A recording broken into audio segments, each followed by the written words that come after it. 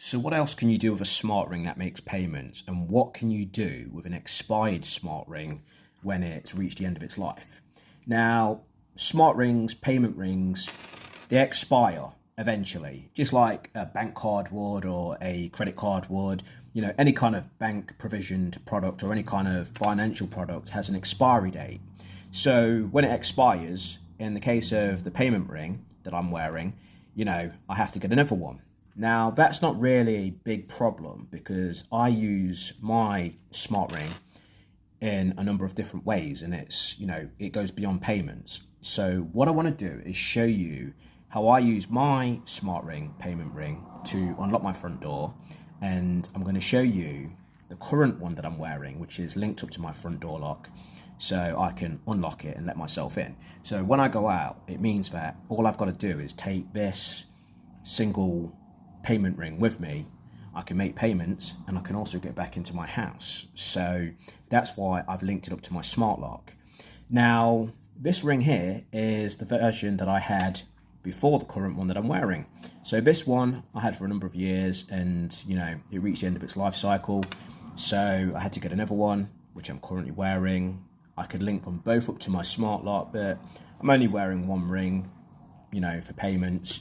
So this is the one that I'm using to let myself in. So I'm going to show you a quick example of a ring, smart ring, that isn't set up on my smart lock, and it will fail to unlock my door. So you can't just use any smart ring to unlock a smart lock. It has to be set up on the smart lock to allow access. So this one is not set up on my smart lock. This one, this smart ring, is set up on my smart lock. So you'll see the door lock, the smart lock, fails to unlock for this ring, and it unlocks for this ring.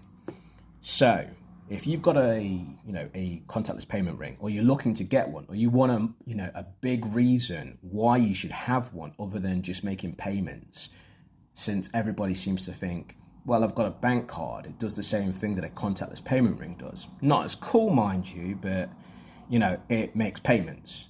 Yeah, okay, but you can also unlock your front door with your contactless payment ring.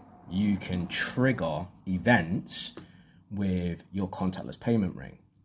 And I thought I'd just do a quick video just to show you how I'm using mine. If you've got any questions, drop them below.